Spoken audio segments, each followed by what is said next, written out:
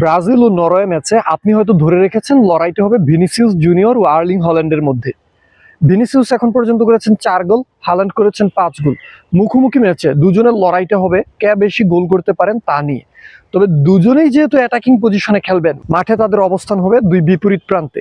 ম্যাচে তাদের দেখা হবে কম। মাঠের খেলাতে ভিনি মুখোমুখি হবেন নরওয়ের রক্ষণভাগে, হাল্যান্ড মুখোমুখি হবেন তার চেনা প্রতিপক্ষ পুরনো রাইভাল গেব্রিয়েল ম্যাগালহায়েসের। এই হাল্যান্ড বনাম গেব্রিয়েল লড়াইটা হবে যুদ্ধের মতো, রীতিমতো ওয়ার হবে দুজনের মধ্যে। এই কথা কেন বলছি? কারণ এই দুজন একে অন্যের বিপক্ষে খেলাকে ওয়ার আখ্যা দিয়েছেন। শেষবার যখন এই দুজন একে অন্যের বিপক্ষে খেলেছেন তখন কি হয়েছিল মনে আছে? ওই ম্যাচে হল্যান্ডের মুখে হেডবাট মেরেছিলেন গেব্রিয়েল, একদম রেড কার্ড অফেন্স। জিদানের ওই আইকনিক হেডবাটের কথা মনে আছে নিশ্চয়ই। ওই একই কাজ হল্যান্ডের বিপক্ষে টাইটেল ডিসাইডিং ম্যাচে করেছিলেন গেব্রিয়েল। ফরচুনেটলি রেফারি তাকে রেড কার্ড দেননি, ইয়েলো কার্ড দেখিয়ে সতর্ক করেছেন।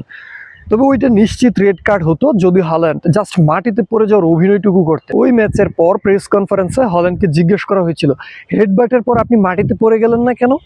হল্যান্ড হেসে বলেছিলেন, কি লাভ হতো ওকে রেড কার্ড দেখিয়ে, এর চেয়ে ভালো ছিল নিজের পায়ে দাঁড়িয়ে থেকে তাকে শক্তিমত্তা দেখিয়ে আসা। তবে হল্যান্ডকে ওই মৌসুমের আগের মৌসুমে নিজের শক্তি দেখিয়েছিলেন গেব্রিয়েলও। ওই ম্যাচে রেড কার্ড অফেন্স করেছিলেন হল্যান্ড নিজে। আর্সেনাল লেট গোল কনসিড করার পর গেব্রিয়েল তার জার্সি দিয়ে মুখ ঢেকে দাঁড়িয়েছিলেন। তখন হল্যান্ড পেছন থেকে তার মাথায় বল ছুঁড়ে মারেন। ওইবার গেব্রিয়েল একটু ব্যথা পাওয়ার ভান করলে হল্যান্ডও নিশ্চিত রেড কার্ড পেতে পারতেন। গেব্রিয়েলকেও ম্যাচের পর প্রেস কনফারেন্সে জিজ্ঞেস করা হলো, হল্যান্ডের সাথে আপনার সম্পর্ক কেমন? তিনি সোজা সাপটা বলেছিলেন, শত্রুতার, উই আর এনিমিস। এই দুবারই নয়, দুজন মুখোমুখি হয়েছেন 8 বার, এবং প্রতিবারই ম্যাচের অন্যতম টকিং পয়েন্ট ছিল তাদের দুজনের রাইভালরি। গেব্রিয়েলকে নিয়ে সোশ্যাল মিডিয়াতেও মজা নিয়েছেন হল্যান্ড। এক ম্যাচে হল্যান্ডকে থামাতে তার জার্সি টেনে ধরেছিলেন গেব্রিয়েল। টানাটানিতে জার্সিটা এক পর্যায়ে ছিঁড়ে যায়।